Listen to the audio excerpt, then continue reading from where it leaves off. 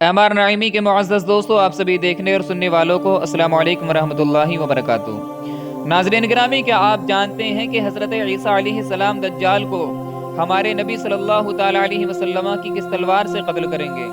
और आखिर वो तलवार अभी है कहाँ?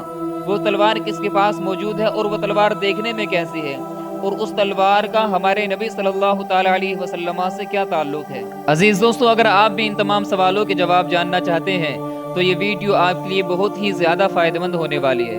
आप तमाम हज़रात से बड़े अदब के साथ गुजारिश है कि वीडियो को स्किप ना करें ताकि कुछ ज़रूरी मालूमात आप हज़रात को भी हासिल हो जाए। तो आइए बाकायदा मौजू का आगाज़ करते हैं। नाज़रीन गिरामी, हमारे आका सल्लल्लाहु ताला अलैहि वसल्लम की 9 मुबारक तलवारें थीं। उन तलवारों में से एक का नाम अलबितार भी है। ये तलवार सरकार दो आलम नबी अकरम हज़रत मोहम्मद सल्लल्लाहु ताला अलैहि वसल्लम को यसरब के यहूदी कबीले बनु कैनका से माल गनीमत के तौर पर हासिल हुई। इस तलवार को सैफुल अंबिया यानी नबियों की तलवार भी कहा जाता है। इस तलवार पर हज़रत दाऊद अलैहिस्सलाम, सुलेमान अलैहिस्सलाम, हारून अलैहिस्सलाम, यसा अलैहिस्सलाम, ज़करिया अलैहिस्सलाम, यहया अलैहिस्सलाम, ईसा अलैहिस्सलाम और हमारे नबी सल्लल्लाहु ताला अलैहि वसल्लम के अस्माए मुबारका लिखे हुए हैं। दरअसल ये तलवार हज़रत दाऊद अलैहिस्सलाम को उस वक्त माने गनीमत के तौर पर हासिल हुई जब उनकी उम्र 20 साल से भी कम थी। इस तलवार पर एक तस्वीर भी बनी हुई है जिसमें हज़रत दाऊद अलैहिस्सलाम को जालूत का सर कलम करते दिखाया गया है, जो इस तलवार का असली मालिक था। तलवार पर एक ऐसा निशान भी बना हुआ है जो बतरा शहर के कदीमी अरब बाशिंदे अलबादियून अपनी मिल्कियती अशिया पर बनाया करते थे। नाज़रीन करामी, बाज़ रिवायात में ये बात भी मिलती है कि यही वो तलवार है जिससे हज़रत ईसा अलैहिस्सलाम इस दुनिया में वापस आने के बाद काने दज्जाल का खातिमा करेंगे और दुश्मनाने इस्लाम से जिहाद करेंगे। नाज़रीन करामी, अब सवाल ये पैदा होता है कि ये तलवार आखिर है कैसी, ये दिखने में कैसी है और इस वक्त ये तलवार कहाँ मौजूद है। बताया जाता है कि तलवार की लंबाई 101 सेंटीमीटर है और दूसरी रिवायात में 99 सेंटीमीटर भी आती है।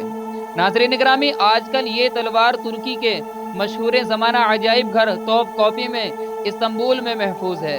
दज्जाल के खात्मे के बाद हज़रत ईसा अलैहिस्सलाम इसी हाल में होंगे कि अचानक अल्लाह ताला की तरफ से उनके पास ये वही आएगी कि मैंने ऐसे बंदे पैदा किए हैं जिनसे लड़ने की कुदरत और ताकत कोई नहीं रखता।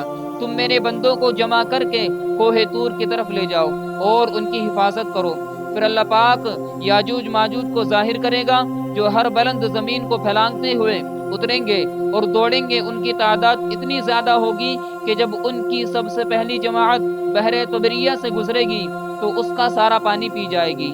फिर जब उस जमाअत के बाद आने वाली जमाअत वहां से गुजरेगी तो बहरे तबरिया को खाली देख कर कहेगी कि इसमें भी कभी पानी हुआ करता था। इसके बाद याजूज माजूज आगे बढ़ेंगे यहाँ तक कि जबल खम्र तक पहुँच जाएंगे जो बैतुल मुक़द्दस का एक पहाड़ है, और जुल्म व गारत गिरी, अज़ियत रसानी और लोगों को पकड़ने कैद करने में मशगूल हो जाएंगे और फिर कहेंगे कि हमने ज़मीन वालों को ख़त्म कर दिया है, चलो अब आसमान वालों का खात्मा कर देते हैं माअज़ल्लाह। चुनांचे वो आसमान की तरफ अपने तीर फेंकेंगे और अल्लाह ताला उनके तीरों को खून आलूदा करके लौटा देगा ताकि वो इस भरम में, इस वहम में रहें कि हमारे तीर वाक़िअतन आसमान वालों का काम तमाम करके वापस आ गए हैं। गोया अल्लाह ताला की तरफ से उन्हें ढील दी जाएगी और ये एहतमाल भी है कि वो तीर फ़ज़ा में परिंदों को लगेंगे और उनके खून से आलूदा होकर वापस आ जाएंगे। एक इशारा इसमें यह भी है कि दज्जाल का फितना सिर्फ और सिर्फ ज़मीन तक ही महदूद नहीं रहेगा बल्कि ज़मीन के ऊपर भी फैल जाएगा।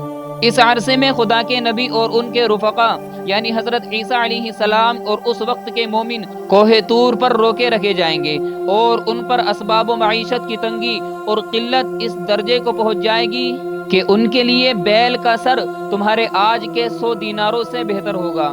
जब ये हालत हो जाएगी तो अल्लाह के नबी ईसा अलैहिस्सलाम और उनके साथी याजूज माजूज की हलाकत के लिए दुआ दराजी करेंगे।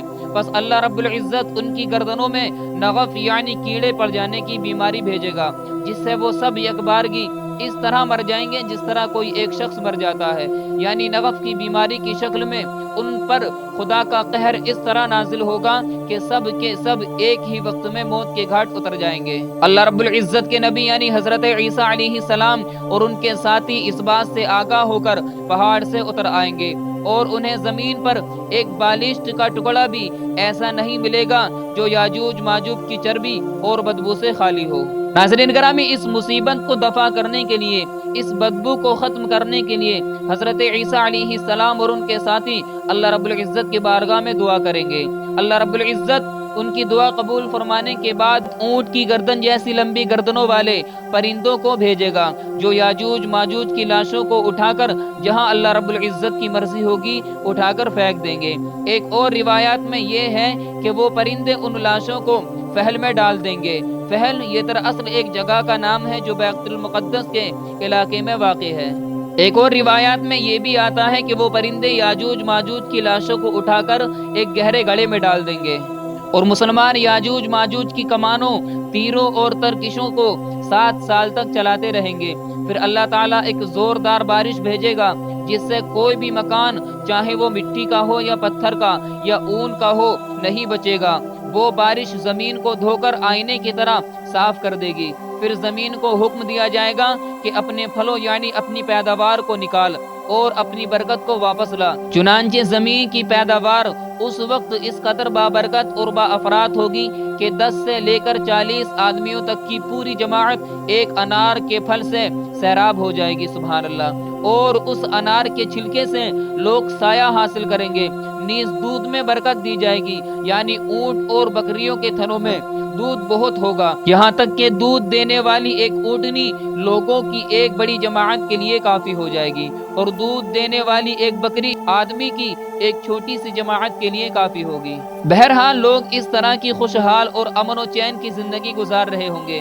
اللہ تعالیٰ ایک خوشبودار ہوا بھیجے گا جو ان کی بغل کے نیچے کے حصے کو پکڑے گی، یعنی اس ہوا کی وجہ سے ان کی بغلوں میں درد پیدا ہوگا، اور پھر وہ ہوا ہر مومن اور ہر مسلمان کی روح قبض کر لے گی، اور صرف بدکار اور شریر لوگ دنیا میں باقی رہ جائیں گے جو آپس میں گدھوں کی طرح مختلط ہو جائیں گے، اور انہی لوگوں پر قیامت ہوگی۔ ناظرین گرامی، اس پوری روایت کو امام مسلم نے اپنی کتاب میں نقل فرمایا ہے۔